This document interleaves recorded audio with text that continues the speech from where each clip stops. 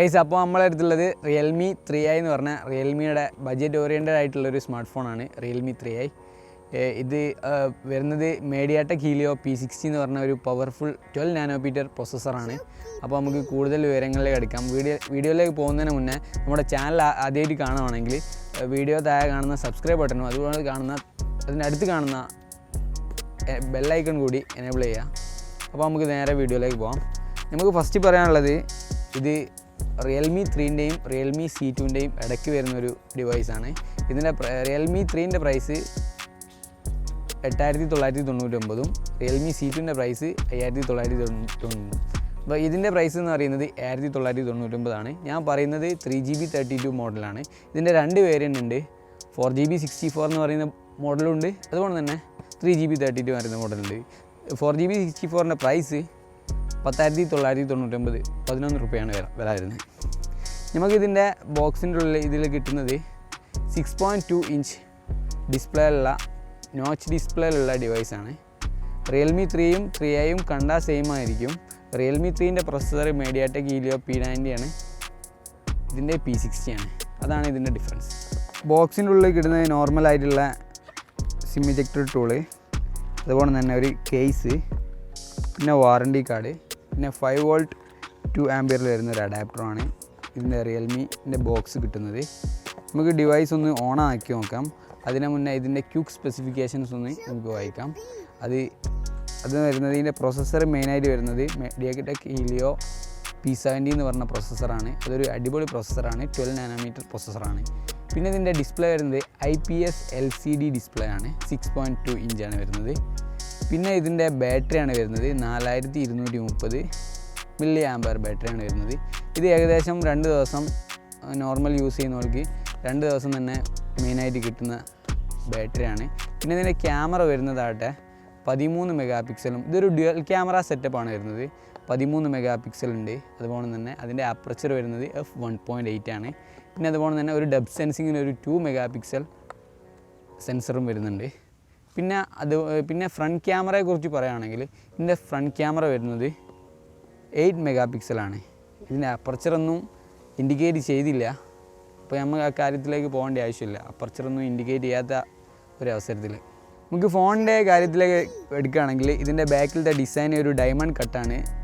Realme C2ൻ്റെ അതേ ഡിസൈനാണ്, diamond cut. ഞങ്ങളുടെ അടുത്തുള്ള കളറ് ബ്ലാക്ക് കളറാണ്. പിന്നെ ഇതിനായിട്ട് അടിയിലൊരു സ്പീക്കറുണ്ട്, അതുപോലെ തന്നെ USB-A ടൈപ്പാണ്. അതുപോലെ തന്നെ ഒരു 3.5mm ഹെഡ്ഫോൺ ജാക്കുണ്ട്. മുകളിൽ ഒരു സംഭവങ്ങളുമില്ല, എയർ ബ്ലാസ്റ്ററോ അങ്ങനത്തെ കാര്യങ്ങളൊന്നുമില്ല. ഇതിന് ഡിസ്പ്ലേ വരുന്നത് IPS LCD ഡിസ്പ്ലേ ആണ്.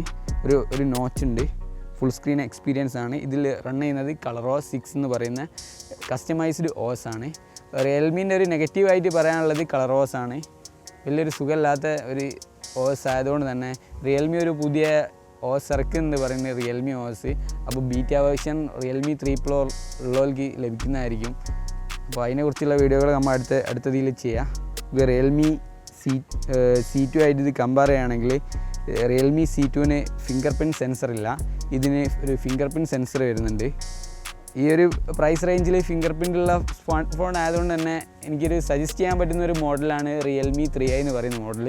ഇപ്പോൾ റിയൽമി ഇറങ്ങിയിട്ട് 1 ഇയർ ആയിട്ടുള്ളൂ. അവർ മാസീവ് പെർസെൻറ്റേജ് അവർ സ്മാർട്ട് ഫോൺ മാർക്കറ്റിൽ പിടിച്ചിട്ടുണ്ട്, 9% ആയിട്ടുണ്ട് ഇപ്പോൾ.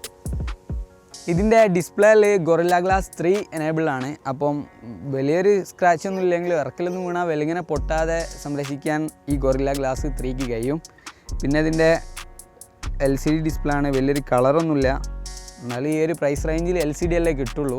അപ്പോൾ അങ്ങനെ നോക്കുകയാണെങ്കിൽ ഈ ഫോണ് അടിപൊളിയാണ് ഈ ഒരു പ്രൈസ് റേഞ്ചിൽ. പിന്നെ ഇതിൻ്റെ എയർ പീസ് ഇവിടെയാണ് വരുന്നത്.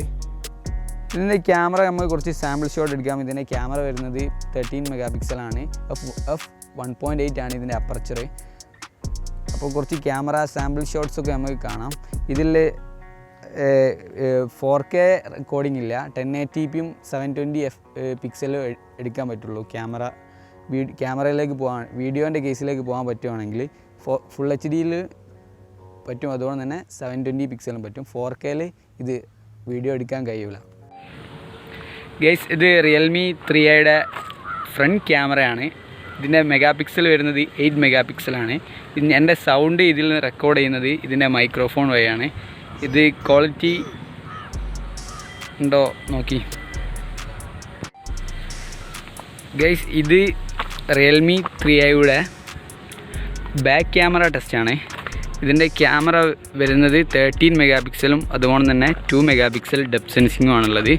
ഇത് 1x സൂമാണ്, അപ്പോൾ ഇത് 2x സൂം ആയതുകൊണ്ട്. ഇതിൻ്റെ സൗണ്ട് റെക്കോർഡ് ചെയ്യുന്നത് മൈക്രോഫോൺ വഴിയാണ്. ഇതിപ്പോൾ 2x സൂമിലാണ് വീഡിയോ എടുക്കുന്നത്, ഇപ്പോൾ ഇതാ 1x സൂമിലാണ്. ഓക്കെ, ഇതിൻ്റെ ഒരു നെഗറ്റീവായിട്ട് പറയാൻ കഴിയുകയാണെങ്കിൽ എനിക്ക് പറയാൻ പറ്റുക, ഒന്നാമത്തേത് ഇതിൻ്റെ കളർ ഓവേഴ്സ് ആണ്. ഇതിൻ്റെ സ്പീക്കർ ഇവിടെ ഒന്നും കൊടുത്തില്ല, സ്റ്റീരിയോ സ്പീക്കർ ഒറ്റൊന്ന് മാത്രമേ ഉള്ളൂ. പിന്നെ അതുപോലെ തന്നെ പറയാൻ പറ്റുവാണെങ്കിൽ LCD ഡിസ്പ്ലേ ആണ്, അതൊക്കെയാണ് ഇതിൻ്റെ നെഗറ്റീവ്. പിന്നെ എനിക്ക് കോൺസ് പറയുകയാണെങ്കിൽ ഇതിൻ്റെ 4230 mAh ബാറ്ററിയും ഡുവൽ ക്യാമറ സെറ്റപ്പും ഫിംഗർ പ്രിൻറ്റ് സെൻസറൊക്കെ ഇതിൻ്റെ ഒരു പോസിറ്റീവായിട്ടുള്ളൊരു കാര്യമാണ്. അപ്പോൾ ക്വസ്റ്റ്യൻ എന്താണെന്ന് വെച്ചിട്ടുണ്ടെങ്കിൽ റിയൽമി 3 എടുക്കണോ അല്ലെങ്കിൽ റിയൽമി 3i എടുക്കണോ എന്നാണ്. റിയൽമി 3ക്ക് കഴിഞ്ഞ ദിവസം പ്രൈസ് കുറഞ്ഞിട്ടുണ്ട്. ഇപ്പോൾ എത്ര 8500 റിയൽമി 3 കിട്ടും, ഇത് 500 രൂപ കുറഞ്ഞും കിട്ടും. അപ്പോൾ റിയൽമി 3 എടുക്കണോ അല്ലെ 3i എടുക്കണോ എന്നാണ് പറയുന്നത്. ബിഗിനേഴ്സിന് എടുക്കാൻ പറ്റിയതാണ് റിയൽമി 3i. നിങ്ങളൊരു ബിഗിനിങ് എടുക്കുകയാണെങ്കിൽ റിയൽമി 3i എടുക്കാം. അതല്ല നിങ്ങൾ കുറച്ച് ഫോണൊക്കെ ഉപയോഗിച്ച് ഫോണൊന്ന് അപ്ഗ്രേഡ് ചെയ്യാൻ നോക്കുകയാണെങ്കിൽ റിയൽമി 3 എടുക്കുന്നതായിരിക്കും കുറച്ചും ബെറ്റർ. അപ്പോൾ ഇതാണ് നമ്മുടെ റിയൽമി 3iയുടെ വീഡിയോ. അപ്പോൾ നിങ്ങൾക്ക് ഇഷ്ടപ്പെട്ടെന്ന് വിചാരിക്കുന്നു. എന്തായാലും നമ്മളെ ചാനൽ സബ്സ്ക്രൈബ് ചെയ്യുക, ലൈക്ക് ചെയ്യുക, ഷെയർ ചെയ്യുക. അപ്പോൾ ഏത് തരത്തിലുള്ള വീഡിയോ ആണ് നിങ്ങൾ പ്രതീക്ഷിക്കുന്നത് വെച്ചാൽ താഴത്ത് ഒന്ന് കമൻറ്റ് ചെയ്യുക. അപ്പോൾ നമുക്ക് അടുത്ത വീഡിയോ കാണാം. അടിപൊളി.